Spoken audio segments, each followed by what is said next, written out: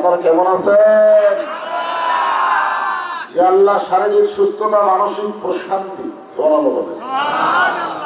গত বছর এই সময়ে শারীরিক সুস্থতা ছিল, কিন্তু মানসিক প্রশান্তি ছিল না, অশান্তি ছিল, অশান্তি। আমরা বক্তার ওয়াজ করার সময় চিন্তা করতাম, না জানি কি হয়, আজান ধরে না পুলিশ ধরে।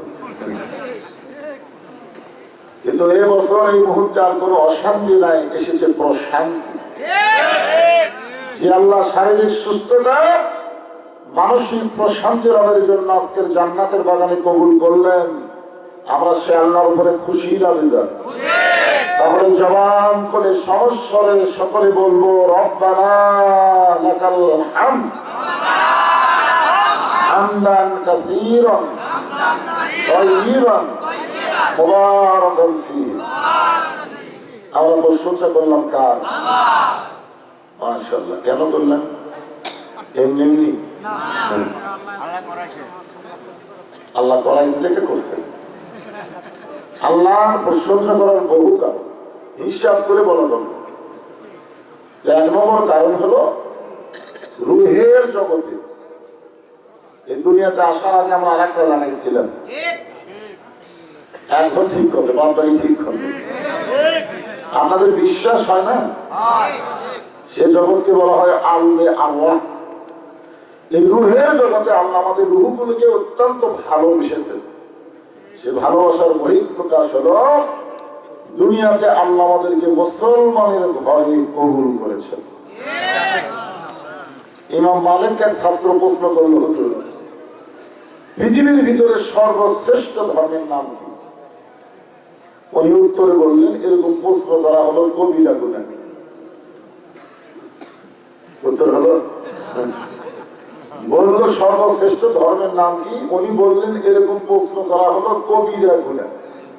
কারণ যেখানে কোরআন দলিল হিসাবে বলতেছেন, অমাইয়াও তাগি গায়রাল ইসলাম দীনান ফালান ইউকবালা মিনহু, ইসলাম ছাড়া কোন জীবন ব্যবস্থা, ধর্মকে কেউ যদি গ্রহণ করে, লা ইউকবালা মিনহু, সেইটা কখনোই কবুল করা হবে না।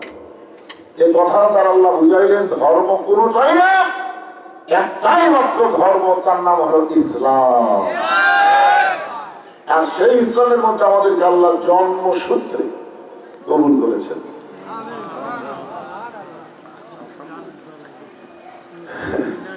বুঝবারই পারতেছে না, জন্মসূত্রে কবুল না হলে আল্লাহ এক জায়গায় বললেন, লা তামুতুন্না ইল্লা ওয়া আনতুম মুসলিমুন, মুসলমান না হয়ে তোমরা কেউ মরো না। আপনারা বলেন তো, হিন্দু ধর্মে জন্ম নিয়ে মুসলমান হয়ে মরা সহজ না কঠিন? যার প্রমাণ হলো নবীর চাচা আবু তালেব। নবীর তো মায়ের পেটে থাকতে বাপ মারা গেছে, ঠিক না? আপনারা জানেন না? নবী দুনিয়াতে এসে সাহাবীদের এক সময় বললেন, তোমরা জানো আমি মায়ের পেটে থাকা অবস্থায় এতিম হয়েছি, কিন্তু দুনিয়াতে আসার পরে আমি এতিম ছিলাম না। সাহাবারা বললেন, হুজুর কেমনে? আল্লাহ রাসূল বললেন, ভাগ্যগুণী এমন একটা চাচা পাইছিলাম, যে চাচা আমাকে বুঝতেই চাইনি যে আমার বাপ নাই। বলে মানে বাবার যত আদর সোহাগ সব আমার চাচা দিয়েছে, অথচ ওই চাচা ঈমান নিয়ে মরতে পারেনি। আল্লাহ নবী বারবার বললেন, চাচা খালি একটা বার আপনি বলেন লা ইলাহা ইল্লাল্লাহ, আপনাকে হাত ধরে আমি জান্নাতে ঢুকিয়ে দেব। এত বড় কথা বলার পরে চাচা বললেন, মরি যখন যাচ্ছি বাপ দাদার ধর্ম ছাড়বো না। এখান থেকে বোঝা গেল, যে যে ধর্মের মধ্যে জন্ম নেয় মনে করে তারটাই আসল ধর্ম। আসলে কি আসল? আসল ধর্ম কয়টা? একটা। আরো জোরে বলেন কয়টা? আমরা জন্মসূত্রে সেই ইসলামের মধ্যে আল্লাহ কবুল করেছেন। খুশি না বেজার? জবান খুলে বলি আলহামদুলিল্লাহ। এই মাসটার নাম কি? আর এই কয়েকদিন হলে বলতে মাসটার নাম কি? জানুয়ারি মাস। আমি আমার মনে হয় ভালো করে চিন্তা ভাবনা করে বলেন তো নাম কি? মাঘ মাস। কেমনে বুঝলেন? ঠান্ডার কারণে। আমি আমার বললাম, ভাই আর কি কোনো মাসের নাম নাই? তখন সবাই মাথা তুলবে। দুই একজন আলিম যারা তারা বলবো এটা রজব মাস, এই মাসের চাঁদ ওঠার সঙ্গে সঙ্গে আমাদের নবী একটা দোয়া বেশি বেশি করতেন, আল্লাহুম্মা বারিক লানা রজব শাবান ওয়া বাল্লিগনা রমাদান। এই বাল্লিগনা রমাদানের উপর আমি একটু চিন্তা করে দেখলাম যে আল্লাহ রাসূল কেন বললেন যে রমজান পর্যন্ত আমার হায়াতকে বাড়ায়া দেন। এই কথার দ্বারা কি বুঝলেন যে কখন মরবে এটা আল্লাহর নবীও জোরে বলেন, আল্লাহর নবীও এটা হাসিনা জানে। হাসিনা কিন্তু তার ভবিষ্যৎকে কখনো চিন্তা করে, ভবিষ্যৎকে চিন্তা করলে আজকে পলান লাগতো না। মানুষের তিনটা কাল আছে, অতীত কাল, বর্তমান কাল, ভবিষ্যৎ কাল। আমরা বর্তমান কাল পাইয়া ভবিষ্যতের চিন্তা করি না, যার কারণে কি করি, কি হুন্ডুরি, কিছুই না। 5 তলা বিল্ডিং এর উপরে চড়ে 1.5 লাখ টাকার খাট, 12,000 টাকার কম্বল পড়ে তোমার মাথায় দিয়ে বলতেছে আমার বাড়ি, আমার ঘর, আমার নামাইকে। রাত 9টার সময় দোয়া করে ঘুমাইছে। আপনার বলে নাকি ঘুমের দোয়া হলো, ঘুমের দোয়া কি?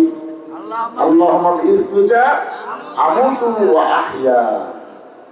অথচ দোয়া করলো আমার বাড়ি, আমার ঘর, আমার নামাইকে, এই দেশ আমার বাপে, এই দেশ আমার। কিন্তু রাত 3টার সময় একটা ভূমিকম্প আছে। ভূমিকম্প বিল্ডিংটা একটু ডুবে গেছে। যে লোকটা 9টার সময় করলো আমার নামাইকে, ওই লোকটা 41 সালের আগেই রাত 3টার সময় এত ফোর্সে নামছে যে কম্বলের মধ্যে লঙ্গি খোলা আছে, পড়ারও টাইম পাই, বারো তরকারিতে ভাত পাক করতে খাওয়ারও সময় হয়নি।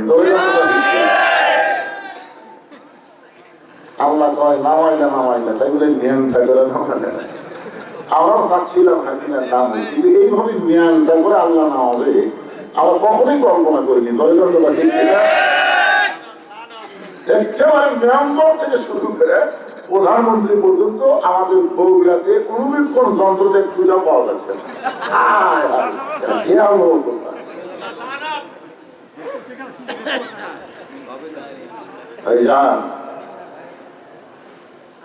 প্রশংসা করবো আমরা কার? প্রশংসা করার 2 নম্বর কারণ হলো ভাগ্য গুণে আমরা এমন একটা নবী পাইছি, ভাগ্য গুণে, যেটা আমাদের তকদীর। এরকম নবী পাওয়া যায় ভাগ্য গুণে। ঈসা আলাইহিস সালামকে আল্লাহ তাআলা দুনিয়া থেকে 4র্থ আসমানে নিয়ে গেলেন। কোথায় নিয়ে গেলেন? 4র্থ আসমানে। ঈসা আলাইহিস সালাম বললেন, আল্লাহ দুনিয়াতে মানুষ মরার জন্য যায়, আমার তো মৃত্যু হলো না। কত বড় সত্য কথা, দুনিয়াতে মানুষ কিসের জন্য যায়? মরার জন্য। দরকার কিসের জন্য?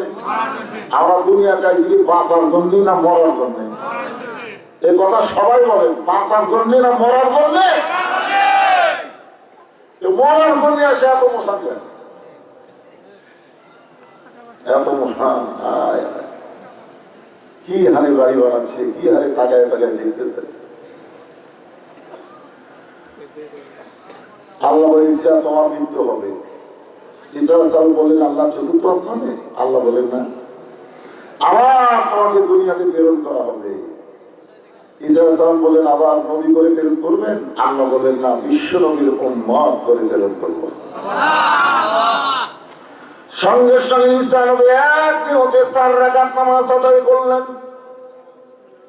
আল্লাহ বলেন ঈসা বিশ্ব নবীর উম্মত হওয়ার কথা শোনেন, নামাজ আদায় করে কি বুঝাই যায়? ঈসা বললেন আল্লাহ নবী করে আমাকে দুনিয়াতে প্রেরণ করেছিলেন, আমি খুশি ছিলাম, কিন্তু বিশ্ব নবীর উম্মত করে প্রেরণ করবেন এর চাইতে 1 কোটি গুণ বেশি খুশি হয়েছি। আর খুশি হওয়ার কারণে শুকরিয়া তার 4 রাকাত নামাজ আদায় করলাম। বিশ্ব নবীর উম্মত আমাদের একজন নবী হওয়ার পরে উম্মত হওয়ার আশায় কি খুশি। আর আমরা বিশ্ব নবীর উম্মত হয়ে ব্যবহার না খুশি? চেহারা স্বরূপ দেখলে তো মনে হয় না।